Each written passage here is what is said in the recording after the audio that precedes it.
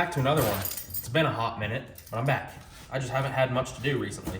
Been busy with other stuff between work and extracurriculars that are because of work. I actually fought in a boxing match this past week, and I lost, but it came down to points and I made that guy earn it in my first fight. So, happens, but come back better for next year. Anyways, what I'm unboxing here is a new can of Fog It. I know I've told you guys about this before, but that stuff's pretty cool. You know, with it coating everything from your intake to your valves, to your cylinders, to your pistons, to everything. You just spray it in there while the vehicle's running before you shut it off, and it coats down all your components with oil. For those of you that don't know, even gasoline has a little bit of oil in it. Very small amount, but it keeps stuff from rusting right away. For people that run methanol, alcohol, E85, E85 has more oil in it than, you know, methanol. That's the 15% part, it's still normal gas, but still doesn't have as much normal gas. So I spray a little bit of this in there just to keep everything happy and help prevent some corrosion. So yeah, there's that. As I already said, it's been a minute since I've been in the garage, been busy. I still haven't put my back tires back on since I polished them. So I'm gonna take that out really quick.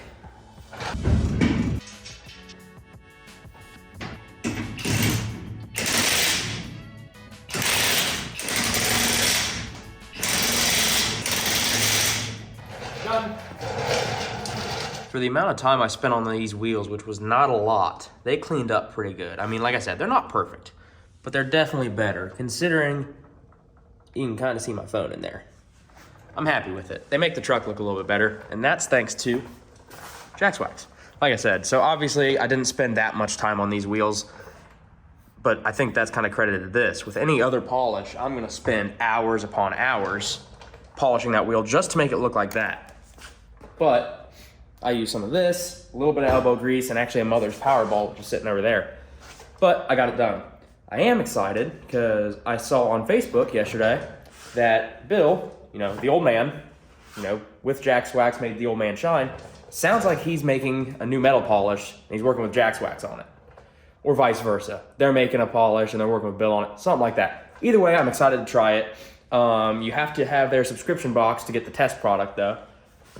Either way, I'm stoked to try it. I still have 2 more wheels to do, so I might wait till I get my hands on some of that to test it and really see the comparison, but I don't know, fingers crossed. I bet it's pretty awesome. So yeah, I'm gonna put the other side wheel on and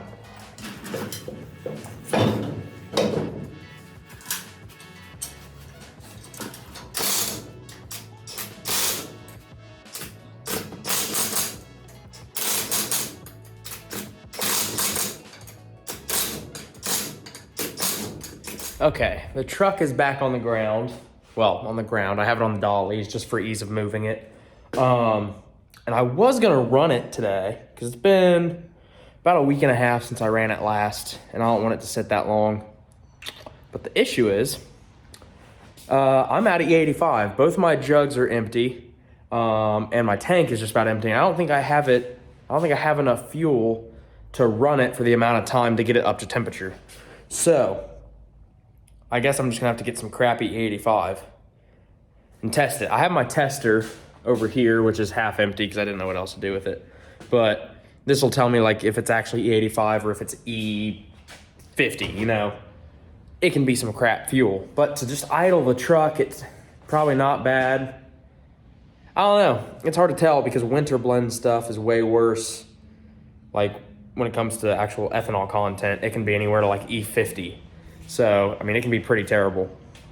But I don't know, I think that's my only option if I want to run this thing. So I might have to run up to the speedway and grab some E85 and try my luck at it. Like I said, I'm not running it. So to grab a couple gallons of it won't hurt anything. I just hate running crap fuel, but happens. But got something else I want to do. I'm going to practice some welding. So see what happens with that. All right. As you can see behind me, there's a little Lincoln Electric welder. I bought this because I need to learn how to weld. I've never really been shown. I've had plenty of tips. Ethan is actually a really good welder. So he's given me some tips along the way, and he provided me with some metal to practice. So that's what I'm gonna do. I'm gonna see if I can set this thing up, get some welds done, and just try to get better slowly but surely. And don't call me Shirley. So you guys are gonna follow along with this. If you're in my position where you're trying to learn how to weld and you feel bad about how your welds look, just watch my video and you'll feel better about yourself.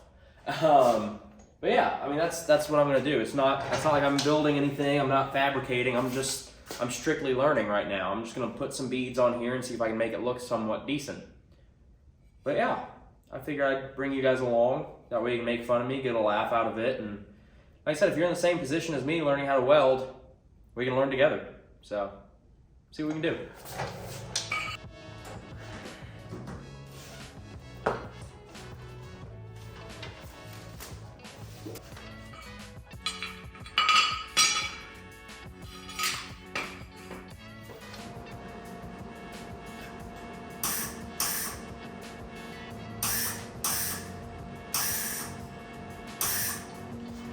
Gloves on. Let's see what we can do.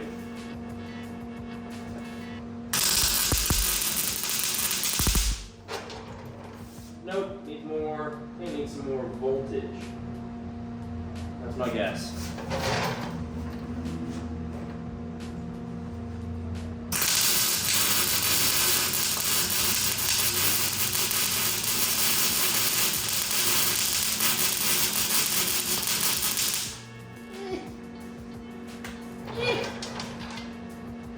A little less wire speed, a little more volts maybe. Try that.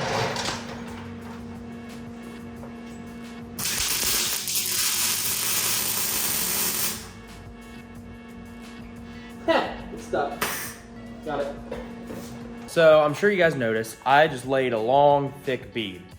It's because it's not sheet metal. You know, if you're doing sheet metal, yeah, you need to, spot weld so it doesn't warp and everything. But honestly, I'm not that worried about it. It's a little smoky in here. I'm gonna open my garage door a little bit. Don't want to set the smoke detectors off. But yeah, so I just kind of laid a long bead just to see if I could do it without having any problems. And it seemed like it worked okay. But I don't know. I'll let you guys be the judge. I'll show you that here in just a sec. So right there is initially where I started, where I was still trying to figure out, the settings and all that. But coming down here is when I finally started getting into like that nice bead. And I mean, I don't think it looks bad. We got good penetration. That's what she said. Good heat. If I was welding something thick, I'd be happy with that.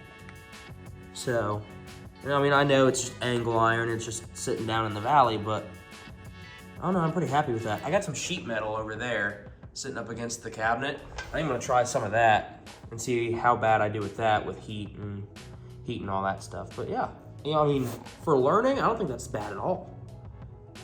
Hey, you can learn a lot on YouTube. Thanks, YouTube. Next, what I'm gonna do is take another piece of metal. This is an old ladder bar bracket off of an axle, but it's a piece of scrap metal at this point.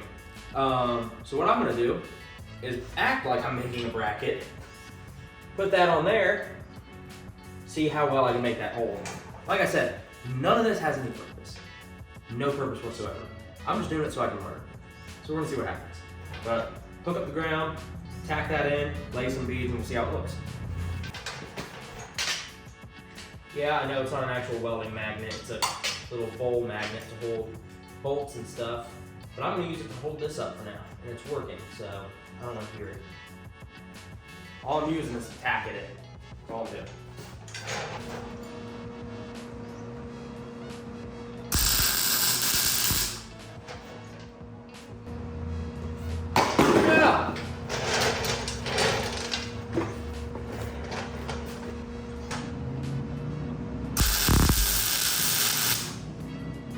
Move this out of the way. See what we can do.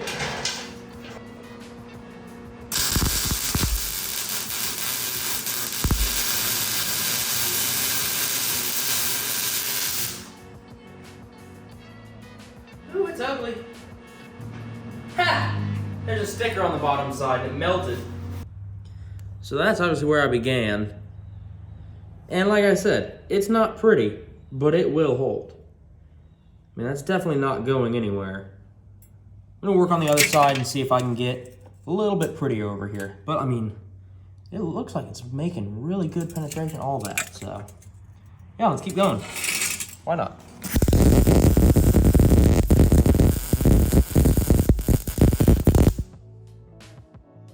Ooh, that one looks pretty good.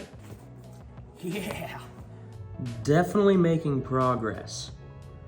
That one looks pretty consistent. You know, I don't see any big blobs or, you know, valleys or anything, but I'm happy with that. I mean, that looks pretty good. I'll finish this one out and see how I can do.